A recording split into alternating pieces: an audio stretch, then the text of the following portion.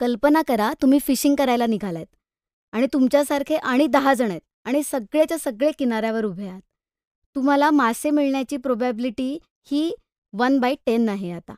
आता तुम्ही स्ट्रॅटेजिकली वेगळा विचार केला आणि आता तुम्ही ज्या नदीवर आहात त्याच्या मधोमध गेलात आणि मासेमारी करायला सुरुवात केली, तर मासा गळाला लागायची प्रोबॅबिलिटी खूप वाढते. सेल्स स्ट्रॅटेजीसुद्धा अशीच आहे. असं बघूया की मासा हा तुमचा ग्राहक आहे आणि तुम्ही टाकलेला गळ हे तुमचं प्रोडक्ट किंवा सर्व्हिस आहे.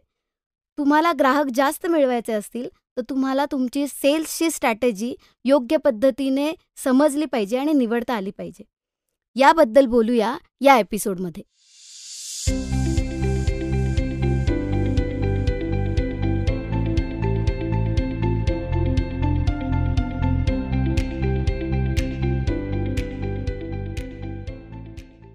बिझनेस सेल्स आणि सेल्स स्ट्रॅटेजीविषयी या एपिसोडमध्ये आपण जाणून घेणार आहोत.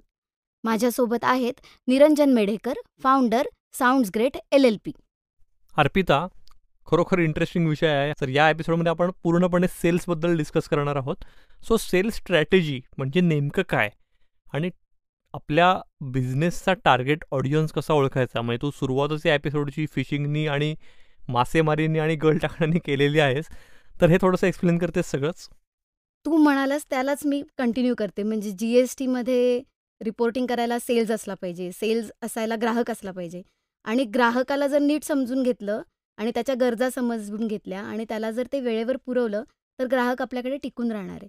तर सेल्स स्ट्रॅटेजीमध्ये मेन एम असलं पाहिजे की ग्राहक माझ्याकडे येईल, हे त्यातला एक भाग आहे, कॉईनची एक बाजू आहे. दुसरी बाजू अशी की तो पुन्हा पुन्हा येईल. सो या 2 गोष्टींवर खूप काम करावं लागतं. आता ग्राहक येण्यासाठी काय करावं लागेल, तर तुम्हाला पहिल्यांदा तुमचं प्रोडक्ट व्यवस्थित समजलं पाहिजे. आता प्रोडक्ट याचा अर्थ तुमचं गुड्स असू दे किंवा तुम्ही सर्व्हिसेस. आता आपण प्रोडक्टच म्हणूया. तर तुम्हाला तुमचं प्रोडक्ट नीट समजलंय ना, त्यासाठी तुम्हाला काही मदत लागणार असेल, तर ती बाहेरून मदत घ्या, इंटरनली घ्या, पण ते व्यवस्थित समजून घ्या. जर मला एखादी गोष्ट विकायची आहे, तर त्यातल्या सगळ्या गोष्टी मला समजल्याच पाहिजेत. ह्या एमने हे केलं पाहिजे. दुसरी गोष्ट म्हणजे बाजारपेठ ओळखली पाहिजे. म्हणजे ज्या कस्टमर जिथे माझा आहे किंवा ज्या मार्केटसाठी मी हे प्रॉडक्ट किंवा सर्व्हिस देते आहे, तर त्या त्या एक्झॅक्टली काय आहे, ते मार्केट काय आहे, हे समजलं पाहिजे. आता या 2 गोष्टी समजल्यानंतर जर काही बदल करायचे असतील स्वतःमध्ये, तर ते बदल केले पाहिजेत. आता तुम्हाला कस्टमर एक अप्रोच व्हायला सुरुवात होईल, तो कन्व्हर्ट होईल आणि तो तुमचा प्रॅक्टिकली तुमच्या सर्व्हिसेस किंवा गुड्स घ्यायला लागेल. आता या जे एक्सपिरियन्स कस्टमर आहेत, थोडक्यात तुमचे ऑलरेडी प्रोडक्ट वापरून झालेत, त्यांचे अनुभव नोट करायला सुरुवात करा. त्यांचे अनुभव फार महत्त्वाचे आहेत तुमच्या बिझनेससाठी आणि हा अभ्यास पुन्हा पुन्हा करावा लागतो. एकदा झाला आणि संपलं असं नाही. तुम्हाला रोज यामध्ये काम करावं लागतं. रोज किंवा काही फ्रिक्वेन्सीने. आता या सगळ्यामध्ये जो काही अभ्यास झाला तुमचा, त्याच्यामुळे तुमचा एक ॲनालिसिस तयार झाला आहे. तो आता इम्प्लिमेंट करायचा. म्हणजे तुमच्या टीमला, तुम्हाला या सगळ्यासाठी काय करावं लागणार आहे ते लिहून काढायचं आणि ते करायचं. आता समस्या सोडवताय तुम्ही. तुमचं प्रोडक्ट कुठली तरी समस्या सोडवत असतं. तर ती समस्या पण समजून घेतली पाहिजे की काय समस्या आहे. आता आपण ना एक्झाम्पलनेच हे समजून घेऊ. आता समजा मी एखादा बिझनेस आहे. त्या व्यक्तीने पर्यावरणपूरक गोष्टी विकतोय तो. प्रोडक्ट्स आहेत त्याचे. आणि तो कोणाला विकतोय हे आधी तो समजून घेतो, की तो समजा शहरातील तरुण वर्गासाठी हे प्रोडक्ट त्याने आणलेत. आता त्याला त्याचा कस्टमर बेस कळला. शहर म्हणजे मार्केट कळलं. आता त्याचा अभ्यास सुरू होतो, की हे प्रोडक्ट एक्झॅक्टली कसं मला त्यांच्यापर्यंत पोचवायचं आहे. मग त्याच्यासाठी तो मार्केटिंग करू शकतो. तो दारोदारी जाऊ शकतो. तो वेगवेगळ्या कॉलेजेस किंवा वेगवेगळ्या IT कंपनीज किंवा कंपनीजमधल्या एम्प्लॉईबरोबर इंटरॅक्शन सुरू करू शकतो. आणि तो त्याच्या टार्गेट मार्केट जे आहे, त्यांच्यापर्यंत त्याच्या काय गुड्स आणि सर्व्हिसेस आहेत, ते तो डिस्प्ले करायला सुरुवात करतो. आता त्याच्यातनं त्याला कन्व्हर्जन होणार आहे. काही लोकं त्याच्या गुड्स आणि सर्व्हिसेस घेणार आहे. आता हे पर्यावरणपूरक ज्या गुड्स ज्याने घेतले, त्याच्याकडनं तो फीडबॅक सुरू करतो, की तुम्हाला आवडलं का? मग तुम्हाला जर काही बदल हवे असतील तर काय असू शकतील? आणि याचा अभ्यास करून तो वेळोवेळी त्याच्या गुड्समध्ये चेंजेस करत जातो. आता अशा पद्धतीने तो त्याची सेल्स स्ट्रॅटेजी जे आहे, टार्गेट ऑडियन्सपर्यंत जाऊन ती सेल्स स्ट्रॅटेजी आज एक ठरवली, पण नंतर बदल करावे लागले तर बदल करत जातो. त्यामुळे सेल्स स्ट्रॅटेजी एकदा ठरवली आणि ती कायमची आता असं नाही होत. तुम्हाला ती सतत बदलावी लागते. तुमच्यात ती लवचिकता असली पाहिजे आणि तुम्हाला तेवढा वेळ द्यायला पाहिजे या गोष्टींसाठी. कारण कस्टमर इज नेव्हर रॉंग आणि कस्टमर इज किंग हे ध्येय असलं पाहिजे सेल्स स्ट्रॅटेजी लिहिताना किंवा सेल्स स्ट्रॅटेजी ठरवताना आणि मग त्याचं कन्व्हर्जन पुढे मॅपिंग आणि सगळं प्रोसेस सुरू होईल त्याची.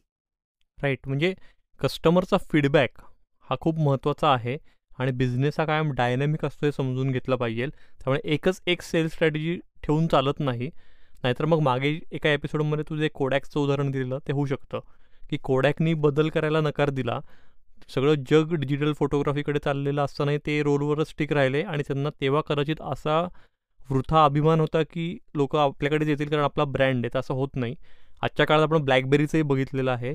एका रात्रीत ब्रँड झोपू शकतात आणि ही ताकद ग्राहकामध्ये आहे किंवा त्या आजच्या सगळ्या ओपन इकॉनॉमीमध्ये आहे आपण असं म्हणूया.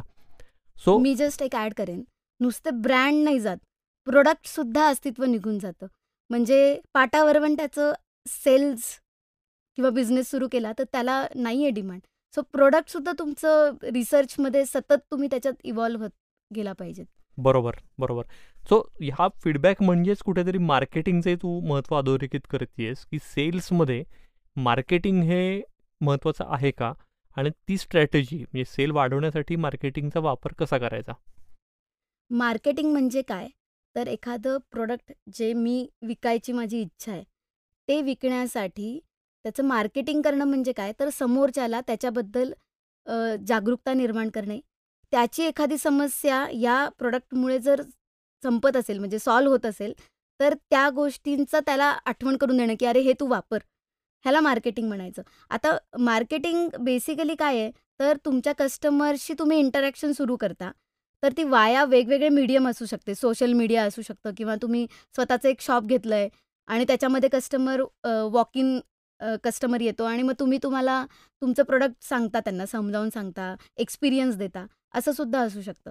किंवा तुम्ही सर्व्हिस इंडस्ट्रीमध्ये असाल, तर तुम्ही सर्व्हिसेस त्यांना देऊ शकता आणि तुमचं म्हणजे सॅम्पल आणि मग तुम्ही सांगू शकता, की ओके आपण असं-असं पुढे जाऊ शकतो. सो मार्केटिंग हे महत्त्वाचा विषय आहेच बिझनेससाठी आणि मार्केटिंग करताना तुमचं प्रोडक्ट किती एंगेजिंग आहे, सेलेबल आहे ना, या गोष्टी महत्त्वाच्या आहेत. आता सहज समजणारं प्रोडक्ट, व्यक्तिगत पातळीवर असलेलं प्रोडक्ट जास्त चांगल्या पद्धतीने मार्केटमध्ये ॲक्सेप्ट केलं जातं. ग्राहकांकडनं पुन्हा-पुन्हा त्याची विचारणा केली जाऊ शकते. सो तुम्ही जितकं सोपं करून सांगाल तुमचं प्रोडक्ट, जितकं ते युजर फ्रेंडली असेल, जितकं ते कस्टमाइज्ड असेल, तेवढं ते मार्केटमध्ये अप्रोचेबल असतं. आता नुसतं एवढंच व्यवस्थित योग्य नाहीये. तुमचं प्रोडक्टचं गरजा समजून कुठला प्लॅटफॉर्म निवडायचा हे सुद्धा महत्त्वाचं आहे. म्हणजे जर मी सर्व्हिस इंडस्ट्रीमध्ये आहे आणि मी एक फॅशन डिझायनरसारखा स्टुडिओ घेतला आणि डिस्प्लेला काय ठेवणार आहे मी? सर्व्हिस ठेवता येत नाही डिस्प्लेला. बरोबर. आणि याच्या उलट एखाद्या फॅशन डिझायनरने एखाद्या क्लोज्ड बिल्डिंगमध्ये वरच्या फ्लोअरवर कुठेतरी त्याचा स्टुडिओ काढला. तो डिस्प्ले नाही करू शकणार आहे. त्याला जर वॉक इन कस्टमर हवा असेल, तर त्याचे प्रोडक्ट डिस्प्ले व्हायलाच पाहिजेत. त्यामुळे प्लॅटफॉर्म जो मार्केटिंगचा निवडताय, तो सुद्धा फार महत्त्वाचा आहे. नाहीतर तुम्ही खूप खर्च कराल आणि त्याच्यावर कन्व्हर्जन हवं तसं मिळणार नाही. सो त्यामुळे मार्केटिंगसाठी तुम्हाला जर मदत लागणार असेल कोणाची, एक्सपर्टची, की नक्की माझं प्रोडक्ट कसं मार्केटमध्ये जास्तीत जास्त लोकांना समजेल यासाठी, तर तुम्ही नक्की ती मदत घ्या आणि योग्य वेळी घ्या. तू आत्ता बोलताना म्हणलीस की तुमचं प्रॉडक्ट सेलेबल आहे का. तर सेलेबल आहे का इतकंच स्केलेबल आहे का हे पण मला वाटतं महत्त्वाचं ठरतं. तर मग सेल स्ट्रॅटेजी ठरवताना बाजारपेठेचा अभ्यास या दृष्टीने पण महत्त्वाचा ठरतो का आणि या अभ्यासासाठी काही प्लॅटफॉर्म्स असतात का. नक्कीच. म्हणजे नॉलेज इज पॉवर. जेवढं ज्ञान तुमच्याकडे जास्त, तेवढं तुम्ही मार्केटमध्ये जास्त चांगल्या पद्धतीने उतरू शकणार आहात. आणि चांगल्या भाषेत म्हणायचं झालं तर ज्ञान हे प्रभावी शस्त्र आहे सध्याचं. सो तुम्ही जेवढा मार्केट रिसर्च कराल, जेवढी तुम्हाला तुमची बाजारपेठ जास्त चांगल्या पद्धतीने समजेल, तेवढ्या चांगल्या पद्धतीने तुम्ही बाजारपेठेत उतरू शकाल. आता सगळ्यात महत्त्वाचं म्हणजे तुमची बाजारपेठ म्हणजे मार्केट रिसर्च किंवा त्याचा जो अभ्यास आहे, त्याचे जे अँगल्स आहेत ते असं पहिलं की पहिले तुमच्या ग्राहकाची गरज काय आहे? म्हणजे कस्टमर नीड्स काय आहेत? ते पहिलं. ते तुमच्या प्रॉडक्टमुळे कसं काय सॉल्व्ह होतंय, ती जी नीड आहे ती सॅटिस्फाय कशी होतीये, हे नीट समजले पाहिजेत. त्याच्यानंतर तुम्ही तुमचं मार्केट आयडेंटिफाय करा. त्याच्या अपॉर्च्युनिटीज आणि त्याच्यात असलेल्या थ्रेट्स म्हणजे स्वॉट एनालिसिस करा थोडक्यात. त्याच्यानंतर तुम्ही वेगवेगळे डिजिटल टूल्स वापरू शकता. मार्केट सर्व्हे करण्यासाठी मदत घेऊ शकता. त्याच्यानंतर सोशल मीडियाचा वापर करू शकता सर्व्हे करण्यासाठी. तुम्ही स्पर्धा ठेवू शकता वेगवेगळ्या, ज्याच्यामध्ये तुम्ही जास्तीत जास्त पार्टिसिपंट मिळवाल आणि मग तुम्हाला तो कस्टमर बेसचा डेटाचा उपयोग करून आणखीन पुढे जाता येईल. किंवा तुम्ही फोकस करू शकता एखाद्या विशिष्ट गोष्टीवर तात्पुरतं आणि नंतर तुम्ही एक्सपांड करू शकता. सो कुठल्या गोष्टीचा उपयोग करायचा आहे, हे जर तुम्ही मार्केट रिसर्च नीट केलं असेल, तरच कळणार आहे.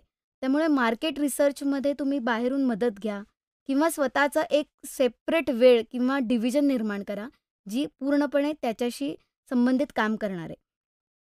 आता जेव्हा मार्केट रिसर्च आपण करत असतो, तेव्हा त्याला कॉस्ट पण द्यावी लागते आणि ती कॉस्ट 2 पद्धतीने द्यायला लागते. एक तर वेळ द्यावा लागतो आणि पैसा. तर तुम्ही त्याच्यासाठी वेगळं बजेट काढून ठेवा. कारण ते सेल्सशी संदर्भातले आणि सेल्स जेवढा वाढेल, तेवढा बिझनेसचा तुमच्या ग्रोथ होणार आहे. तुम्ही जास्त चांगल्या पद्धतीने टिकाऊ ठरू शकणार आहात. सो त्याच्यासाठी सेपरेट बजेट ठेवा. राईट. रिसर्च हा महत्त्वाचा आहे खूप. याआधी आपण मार्केटिंगविषयी बोललो, तर सोशल मीडिया हा आजचा एक खूप प्रभावी प्लॅटफॉर्म दिसतोय मार्केटिंगसाठी. तर सोशल मीडियाचा वापर करून सेल्स वाढवणं, विक्री वाढवणं ही पण स्ट्रॅटेजी असू शकते का? आणि ती कोणत्या व्यावसायिकांनी वापरावी किंवा तसा विचार करायला पाहिजे? निरंजन, सोशल मीडियाचा वापर न करणारे व्यवसाय खूप कमी असतील सध्या. तर मी असं म्हणेन, की सोशल मीडिया हा मार्केटिंगचा असा प्लॅटफॉर्म आहे, ज्याच्यामध्ये तुम्हाला जसं पाहिजे तसं कस्टमाइज्ड लेव्हलवर मार्केटिंग करू शकता. आणि त्याचीसुद्धा रेंज आहे, म्हणजे फ्री टूल्ससुद्धा आहेत आणि एक्सपेन्सिव्ह किंवा जे चार्जेबल आहे असं पण कंपोनंट आहे. तर ती अख्खी रेंज तुम्हाला मिळते आणि जर एखादी गोष्ट मिळते आणि त्याचा बिझनेसला फायदा होणार असेल, तर ती नक्कीच वापरायची. सोशल मीडिया असा प्लॅटफॉर्म आहे, की फॉर एक्झाम्पल पूर्वी कसं होतं, की एखादं फॅशन स्टुडिओ आहे, तर त्या फॅशन स्टुडिओ एखाद्या पर्टिक्युलर ठिकाणी असेल. फॉर एक्झाम्पल लक्ष्मी रोडला फॅशन स्टुडिओ आहे. मला जर त्या फॅशन स्टुडिओमध्ये त्याचा एक्सपिरियन्स घ्यायचा आहे किंवा त्याच्याबद्दल माहिती मिळाली आहे, तर मी स्वतः तिथे जाणार, डिस्प्ले बघणार, एक्सपिरियन्स घेणार. आता सोशल मीडियामुळे चित्र अगदी बदललं आहे. मी माझ्या स्टुडिओमध्ये काही रील्स करू शकते, काही फोटो काढू शकते आणि ते वेगवेगळ्या सोशल मीडिया प्लॅटफॉर्मवर पोस्ट करून जास्तीत जास्त लोकं माझ्या गुड्स किंवा माझ्या प्रॉडक्टबद्दल एक्सपिरियन्स घेतायत, त्याबद्दल ॲटलीस्ट बघतायत. हे मला जास्त इफेक्टिव्हली कसं वापरता येईल आणि त्याचा इफेक्टिव्हली वापर करून कन्व्हर्जन म्हणजे लोकं कधी-कधी येतही नाहीत आणि ऑनलाईन तुमचे प्रॉडक्ट मागवतात. Based on the social media engagement, तुमचं सोशल मीडिया किती ॲक्टिव्ह आहे, किती लोकं त्याच्यावर कमेंट्स देतात. तर सोशल मीडिया खूप प्रभावी माध्यम आहे आणि ते तुम्ही व्यवस्थित पद्धतीने वापरलं पाहिजे. म्हणजे जसं एक्झाम्पल घेऊ आपण एखादा चाकू आहे आणि तो डॉक्टरच्या हाती आहे आणि एखाद्या चोराच्या हाती आहे. तर ते कुणाच्या हातात आहे, कुणाच्या थ्रू ते वर्क होतंय आणि ते किती इफेक्टिव्हली वर्क होतंय आणि प्रत्येक रीलमागे इंटेन्शन काय आहे, प्रत्येक पोस्टमागे इंटेन्शन काय आहे, हे खूप क्लिअरली माहीत असलं पाहिजे आणि त्याचा प्रभावी वापर करता आला पाहिजे. म्हणजे जितकं ते चांगल्या पद्धतीने वापरता येईल तेवढं केलं पाहिजे. राईट. म्हणजे मला एक चांगली गोष्ट अशी कळली आहे, की सोशल मीडियावर बऱ्याचदा असं होतं, की आपण कन्झ्युमर होतो. म्हणजे स्क्रीन टाईमचा जो विषय आहे, की आपण ॲडिक्ट होत जातो आणि तेच बघत राहतो आपण. तर आपल्याला कन्झ्युमर नाही व्हायचं, तर क्रिएटर व्हायचं आहे आणि ते क्रिएटर अशा प्रकारे व्हायचं आहे, की त्यातनं तुम्ही तुमचा बिझनेस पण ग्रो करू शकाल आणि स्वतःचं ब्रँडिंग पण करू शकाल. नक्कीच. सो आणखी एक महत्त्वाचा विषय आहे तो, की आपण काय म्हणतो, की कस्टमर इज किंग, ग्राहक राजा आहे. तर ग्राहकांशी चांगले संबंध निर्माण करायचे म्हणजे नेमकं काय करायचं? आणि त्या ग्राहकांनी रिपीट कस्टमर आपल्याकडे यावा, यासाठी काय करायला पाहिजे सेल्समध्ये? व्यावसायिकांशी जेव्हा मी बोलते, खास करून स्टार्टअप्स, तेव्हा त्यांचं ग्राहकांशी चांगले संबंध निर्माण करूया, असं जेव्हा वाक्य आमच्या बोलण्यात येतं, तेव्हा त्यांना असं वाटतं, की प्रत्येक ग्राहक मला माहीत पाहिजे, की हां, मी निरंजनला सर्व्हिस दिली, मी एला सर्व्हिस दिली, मी बीला सर्व्हिस दिली. तर अशी अपेक्षा नाही आहे. पण ग्राहकांशी संबंध असं जेव्हा मी म्हणते, तेव्हा असं, की जे प्रॉडक्ट, सर्व्हिस तुम्ही त्यांना देताय, जे गुड्स तुम्ही त्यांना देताय, ते त्यांच्याबरोबर जे काही त्यांच्या अपेक्षा आहेत त्या मॅच होत आहेत ना. आणि ते तुम्हाला कसं कळणार, तर इंडिव्हिज्युअली कॉन्टॅक्ट करायची काहीच गरज नाही. तुम्ही तुमच्या प्रोडक्ट्सचे जे फीडबॅक आहेत ते घेऊ शकता त्यांच्याकडनं. त्याच्यानंतर तुम्ही काही मेकॅनिझम डेव्हलप करू शकता. म्हणजे आता झुडिओचं उदाहरण घेऊ. काही वर्षांपूर्वी झुडिओने असं केलं होतं, की आपण समजा एखादा टी-शर्ट घेतला, तर तो तुम्ही घालायचा आणि त्यांचा एक सेल्फी झोन होता. तिथे जाऊन फोटो काढायचा. तुमच्या इन्स्टा अकाउंटवर ते पोस्ट करायचं आणि झुडिओला टॅग करायचं. अशा पद्धतीने त्यांनी कस्टमर फीडबॅक एक पद्धतीचा सुरू केला आणि त्यांचं एवढा कस्टमर बेस असल्यामुळे खूप जणं झुडिओचा यूज करत होती. सो ते त्या मार्केटिंग स्ट्रॅटेजी इतकी छान आहे ती आणि ऑलमोस्ट फ्री ऑफ कॉस्ट आहे ती. सो कमी पैशात जास्तीत जास्त लोकांपर्यंत ते पोहोचू शकले. सो तुमच्या बिझनेसची मार्केटिंग स्ट्रॅटेजी तुमच्या कस्टमर थ्रू जात असेल, तर त्याच्यासारखं बेस्ट मेकॅनिझम नाही. तर त्याच्यासाठी काय करायला पाहिजे? तर तुमची मार्केटिंग स्ट्रॅटेजी ही स्मार्ट असली पाहिजे. म्हणजे स्पेसिफिक, मेजरेबल, अचिवेबल, रिलेटेड आणि टेक्नॉलॉजीचा यूज करून. सो मी मगाशी म्हटलं तसं सोशल मीडियाचा वापर करणार नाही, असं करू नका. त्याचा नक्की कसा वापर करायचा आहे हे समजून घ्या आणि तो करा. त्याच्यानंतर तुमची जी आधीची कामगिरी आहे म्हणजे प्रिव्हियस सेल्स किंवा प्रिव्हियस काही अचीव्हमेंट्स असतील, तर ते का झाले त्याचा अभ्यास करा. त्याचा टार्गेट कस्टमर कोण होता आणि तो जो ॲक्चुअल कस्टमर आहे, त्यांच्याशी नीट तुम्ही बोलून घ्या आणि फीडबॅक सिस्टीम सुरू करा किंवा तुम्ही पुन्हा हे कसं घेणार आहे, याचा सगळा अभ्यास करा. आता हे एक्झाम्पल देताना एक मजेशीर गोष्ट अशी झाली, की एक मॅरेज इव्हेंट प्लॅनर होते. तर ते म्हणाले, "अहो, कस्टमरचा फीडबॅक कसा घेऊ मी? पुन्हा पुन्हा तर तो लग्न करणार नाहीये." तर मी त्यांना असं म्हटलं, की तुम्ही फीडबॅक असा घ्या, की तुम्ही तुमच्या 5 मित्रांना रेफर करा, ज्यांचं लग्न झालेलं नाहीये. सो अशा पद्धतीने तुम्ही एक स्ट्रॅटेजी स्टँडर्ड घेऊन नाही चालू शकत. तुमच्या बिझनेसला कस्टमाइज करून घ्या तुमची स्ट्रॅटेजी. सो तुम्ही मार्केट ट्रेंड समजून घ्या, तुमच्या प्रॉडक्टला समजून घ्या आणि तुमच्या ग्राहकांच्या गरजा समजून घ्या आणि मग तुमची स्ट्रॅटेजी तुम्ही डिफाईन करा आणि ती तुम्ही बदल करू शकणार आहात हे लक्षात ठेवा. म्हणजे त्याच्या प्रेमात नका पडू. यावर्षी हे चाललं ह्याचा अर्थ पुढल्या वर्षी ते चालेल. चाललं तर छान आहे, पण चालेलच असं नाही. सो तुम्ही चेंजसाठी रेडी राहा. चेंजसाठी रेडी हे राहायला पाहिजे. आणि तू म्हणते तसं कितीही फुल प्रूफ स्ट्रॅटेजी समजा आपल्या मते असली तरी पण कधी कधी स्ट्रॅटेजी फेल होऊ शकते. तर सेल स्ट्रॅटेजी फेल होते म्हणजे नेमकं काय होतं आणि आपण निवडलेली सेल स्ट्रॅटेजी योग्य आहे याचे संकेत किंवा याचे काही तुला सिग्नल मिळत असतात का? सेल स्ट्रॅटेजी हा मानवी डिसिजन आहे आणि माणूस चुका करू शकतो. त्यामुळे चुका होऊच शकतात आणि जितक्या लवकर मला कळेल, की ओके मी जे काही स्ट्रॅटेजी ठरवली आहे, ती चुकली आहे, हे जितक्या लवकर किंवा जितक्या आधी कळेल, तेवढं होणारं नुकसान कमी होत जाणार आहे. सो सेल स्ट्रॅटेजी फेल होऊ शकते, ह्याची प्रोबॅबिलिटी आहे, म्हणजे ते गृहीत धरून चालायचं. सेल स्ट्रॅटेजी फेल होणार आहे, हे कसं ठरवायचं, त्याचे काही संकेत आहेत का, ते त्याचा अभ्यास करणं महत्त्वाचं आहे. म्हणजे इम्प्लिमेंट केल्यानंतर तुमच्या विक्रीत घट व्हायला लागली.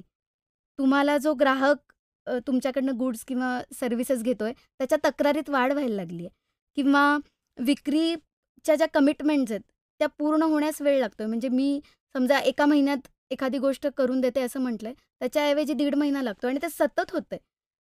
तर ते सुद्धा फेल्युअरचा एक संकेत आहे. त्याच्यानंतर प्रतिस्पर्धी आला मार्केटमध्ये. म्हणजे माझी सेल्स स्ट्रॅटेजी अतिशय चांगली होती, पण नेमकं कॉम्पिटिटरची सेल्स स्ट्रॅटेजी माझ्या सेल्स स्ट्रॅटेजीच्या अगेन्स्ट जाते आणि त्याला जास्त ग्राहक मिळतात. सो त्याच्यामुळे सेल्स स्ट्रॅटेजी बदलावी लागणार आहे किंवा फेल होणार आहे हे लक्षात येतं आपल्या किंवा नवीन ग्राहक मिळत नाही आहेत हवे तसे. रिपीट होतंय, पण नवीन ग्राहकच येत नाही आहेत. हे सुद्धा एखादा संकेत असू शकतो किंवा मार्केटिंग करते मी, पण त्याचं लीड कन्व्हर्जन नाही होत आहे हवं तसं. हे सुद्धा असू शकतं किंवा विक्रीवरचा खर्च वाढत चाललाय आणि त्यातनं मिळणारा ग्राहक तेवढा नाही आहे.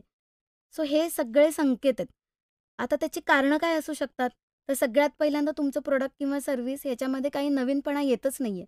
म्हणून तुमच्या कॉम्पिटिटरकडे मी जाते. दुसरं असू शकतं की तुमच्याकडे जो काही डेटा कलेक्शन झालं आहे किंवा जे काही तुम्ही मेकॅनिझम थ्रू तुमची सेल्स स्ट्रॅटेजी ठरवली आहे, तो डेटाच चुकीचा आहे किंवा अर्धवट आहे. तिसरं असू शकतो की ग्राहकांची मागणी बदलली आहे आणि त्या बदललेल्या मागणीचा तुम्ही विचारच केला नव्हता किंवा तो बदल घडवून आणण्यासाठी तुम्ही केपेबल नाही आहात. सो ही कारणं असू शकतात. तू सेल्स टार्गेट्सबद्दल सतत बोलतीयेस आणि असं म्हणतात की कुठल्याही जॉबमध्ये नोकरी करतानाही मार्केटिंगचा जॉब सगळ्यात अवघड असतो. कारण सेल्स करणं म्हणजे मार्केटिंग करणं हे सगळ्यात अवघड म्हणलं जातं. तर त्याच्यामुळेच आपली स्ट्रॅटेजी फेल होऊ नाही सेल्सची किंवा मार्केटिंगची. तर यासाठी काही टेक्निक असतं का? आणि रिअलिस्टिक सेल्स टार्गेट कसे ठरवायचे? सेल्स स्ट्रॅटेजी फेल होऊ शकते, तशीच सेल्स स्ट्रॅटेजी सक्सेसफुल होऊ शकते. आणि आपण असा विचार करू, की मला सक्सेसफुल करायची आहे. मग सक्सेसफुल स्ट्रॅटेजी जेव्हा आपण सेल्ससाठी ठरवत असतो, तर त्याचे जे काही पॅरामीटर्स आहेत, त्यात मी पुन्हा तेच म्हणेन, की तुमचे बिझनेसचे टार्गेट्स हे खूप क्लिअर असले पाहिजेत. म्हणजे ध्येय आणि उद्दिष्ट. आणि तुम्ही त्याचं न्यूमेरिकल फॉर्ममध्ये म्हणजे मला या 3 महिन्यात एवढा सेल्स अचीव्ह करायचा आहे आणि हे रिअलिस्टिक असलेलंच पाहिजे. म्हणजे तुम्ही खूपच असे नंबर की जे अचिवेबल नाही आहेत किंवा अंडर एस्टिमेट पण करून चालणार नाही. तर अचिवेबल टार्गेट्स ठरवा. आता हे टार्गेट्स ठरवण्यासाठी तुम्ही मदत घेऊ शकता. तुमची सेल्स टीम आहे, की जे पॉवरफुल डेटा आहे तुमच्यासाठी, की ते ॲक्चुअली इंटरॅक्ट करतात तुमच्या कस्टमरबरोबर. त्यांच्याशी बोला, त्यांच्याबरोबर बोलून हे टार्गेट ठरवा. जर सेल्स टीम नसेल, तर याचा अर्थ तुम्हीच ग्राहकांशी संबंध आहेत तुमचे, तुम्हीच त्यांच्याशी इंटरॅक्शन करताय. तर मग ग्राहकांच्या साधारण अंदाज घेऊन टार्गेट्स ठरवा आणि किती ग्राहक वाढवता येतील हे सुद्धा त्या सेल्स टार्गेटमध्ये लिहा. म्हणजे sales target my turnover will be 10 lakhs every month असंच नुसतं लिहून उपयोग नाही. तर I want to serve 5 new customers in this year. I want to serve 20 customers as a repeat customer असं पण लिहा. तुम्ही जितकं छान पद्धतीने ते मेन्शन करू शकाल, जितकं खोलात जाऊन करू शकाल, तेवढं ते अचीव्ह करण्याची प्रोबॅबिलिटी वाढत जाणार आहे. सो तुमचा जो काही सेल्स टार्गेट आहे, तो तुम्ही स्वतः तुमच्या टीमच्या मदतीने किंवा बाहेरून मदत घेऊन ठरवा. आता सेल्स स्ट्रॅटेजी सक्सेसफुलच करायची असेल, असं ठरवूच की मला जी काही सेल्स स्ट्रॅटेजी मी निवडेन ती सक्सेसफुलच करायची. तर मग काय असायला पाहिजे त्या सेल्स स्ट्रॅटेजीमध्ये? सगळ्यात पहिल्यांदा कुणालाही कॉपी करू नका. म्हणजे माझा कॉम्पिटिटर हे करतो, त्याचं छान चाललंय, म्हणून मी असंच्या असं कॉपी नाही करणार आहे. मी गाईडन्स किंवा गाईडलाईन म्हणून ते वापरू शकते, की ओके तो हा हे करतोय, हे वर्कआउट होतंय, याचा अर्थ माझं प्रोडक्ट साधारण सेम आहे, पण थोडंसं बदल मला म्हणजे हे गाईडलाईन्स म्हणून मी वापरणार आहे, थोडासा बदल मी ह्याच्यात करणार आहे. मी म्हटलं तसं, की सगळेच अगदी किनाऱ्यावर फिशिंग करायला गेले, तर सगळ्यांना मासे खूप मिळणार नाहीयेत. मला जर माझा ग्राहक जास्त हवा आहे, त्याने माझ्याकडे बघायला पाहिजे, तर मी माझा वेगळेपणा सिद्ध केला पाहिजे आणि ते स्ट्रॅटेजीनेच करता येतं. तर तो वेगळेपणा करण्यासाठी माझ्यात वेगळं काय आहे? मी माझ्या ए-बी-सी-डी कॉम्पिटिटर्सपासून वेगळा कसा आहे, हे प्रामुख्याने मला दाखवता आलं पाहिजे आणि ते दाखवण्यासाठी तुम्ही मार्केटिंग सोशल मीडिया मार्केटिंग किंवा आणि मार्केटिंग गोष्टी वापरू शकता. सो ते केलं पाहिजे. त्याच्यानंतर तुम्ही जी काही टेक्नॉलॉजी वापरताय, जे तुमचा डेटाचा सोर्स आहे, तो तुम्ही नक्की चेक करा, की तो व्यवस्थित आहे. म्हणजे जो काही डेटा तुम्हाला मिळतोय, तो पूर्ण आहे आणि तो वेळेवर मिळतोय. हे सगळ्यात महत्त्वाचं. नाहीतर अर्धवट डेटा किंवा चुकीचा डेटा मिळाला, तर तुमची स्ट्रॅटेजी फेल होण्याची शक्यता वाढत जाणार आहे. आता स्मार्ट असलाच पाहिजे. तुम्ही बिझनेस ज्या क्षणी करायचा असं ठरवलंय, त्या क्षणी स्मार्ट म्हणजे स्पेसिफिक, मेजरेबल, अचिवेबल, रिलेटेड आणि टाईमली असलाच पाहिजे प्रत्येक गोष्टीत आणि सेल्स स्ट्रॅटेजी ठरवतानाही तुम्ही स्मार्टच असला पाहिजेत. तसंच तुम्ही तुमचा रिसर्च चालू ठेवा आणि त्याच्यामुळे जर काही बदल करायला लागणार असतील, तर ते बदल तुम्ही करत राहा. कस्टमर, तुमचं लर्निंग, इंटरनल सिस्टम्स म्हणजे नुसतं कस्टमरने ऑर्डर देणं महत्त्वाचं नाही. ती वेळेत आणि जशी काही अपेक्षा होती त्या अपेक्षेत त्याच्यापर्यंत गेली पाहिजे. म्हणजे कमिटमेंट्स तुमच्या मॅच व्हायला पाहिजे. या सगळ्या गोष्टींचा विचार करा आणि हे सगळं तर चालूच आहे. पण या व्यतिरिक्त तुम्ही आणि काय वेगळं करणार आहात पुढच्या काही काळात, ज्याच्यामुळे तुम्हाला नवीन मार्केट कॅप्चर करता येईल किंवा नवीन कस्टमर कॅप्चर करता येईल, याचासुद्धा विचार करा. म्हणजे मी समजा एखादं ई-कॉमर्स ब्रँड सुरू केला किंवा एखादं स्टार्टअप आहे ज्याच्यामध्ये मी फूड प्रॉडक्ट्स देते तर ते फूड प्रॉडक्ट्समध्ये मी आणि काय आणू शकते? मी जर दिवाळी फराळ देते तर मग मी अ, लाडू इतर वेळी पण देणार आहे का? हे एक बघा किंवा मी ऑल टुगेदर वेगळं काही देऊ शकते का? हे सगळ्याचा विचार करा आत्ताच. म्हणजे हे जे प्रॉडक्ट आहे, ह्याचीच सेल्स स्ट्रॅटेजी असं ठरवू नका. माझ्या बिझनेसची सेल्स स्ट्रॅटेजी आहे. त्याच्यामध्ये हा एक प्रॉडक्ट हा त्याचा एक भाग आहे. पण मला आणि 4 गोष्टी सुरू करायच्या आहेत. त्याचं पण काय कनेक्शन आहे या सगळ्याशी, याचा पूर्ण माइंड मॅप असला पाहिजे तुमच्यासमोर. तरच तुम्ही सक्सेसफुल होण्याची प्रोबॅबिलिटी वाढत जाते. ओके. अर्पिता, एक शेवटचा प्रश्न, की सेल्स स्ट्रॅटेजी महत्त्वाची आहे हे तर कळतंय या एपिसोडमधनं. पण जर बिझनेस नवीन असेल आणि सॅलरी देण्याची परिस्थिती नसेल, म्हणजे कुठला माणूस सेल्ससाठी, मार्केटिंगसाठी घेण्याची किंवा टीम घेण्याची, तर अशा वेळी जो ओनर आहे तर त्याच्यावरच सगळी जबाबदारी येते की त्यांनीच सेल्स करायचे, त्यांनीच मार्केटिंग करायचे आणि त्यांनीच ज्या काही कस्टमरकडनं डिमांड येतील त्या फुलफिल करायच्या आहेत. तर अशा वेळेला त्याची ओढाताण होऊ शकते.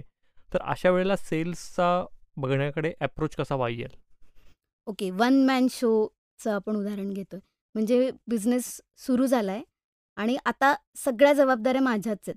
अशा बरोबर. पद्धतीची सिच्युएशन आहे ही. आणि बऱ्याच बिझनेसना ही सिच्युएशन येते. म्हणजे हे प्रॅक्टिकली होतंच.